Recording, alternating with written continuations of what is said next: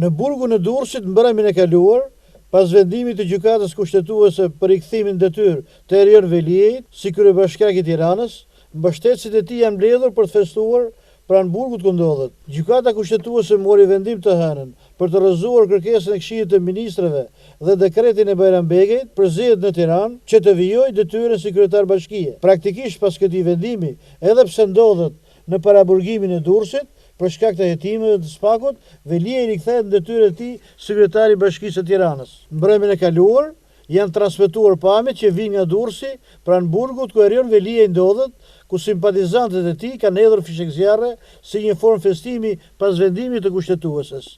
Specialistët kanë përcaktuar se nga koha që kanë zgjatur këto fishek zjarre dhe për nga intensiteti, mendohet që janë harxhuar rreth 2000 euro. Këto, megjithëse në vendin tonë hedhja e fishek zjarreve është ndaluar me ligj, si dhe po ashtu pranë institucioneve të sigurisë. Fishek zjarret e tilla janë arga 200 deri në 300 euro, u theksua, dhe janë harxhuar një 2000 euro, mbas sa kanë zgjatur këto fishek zjarre.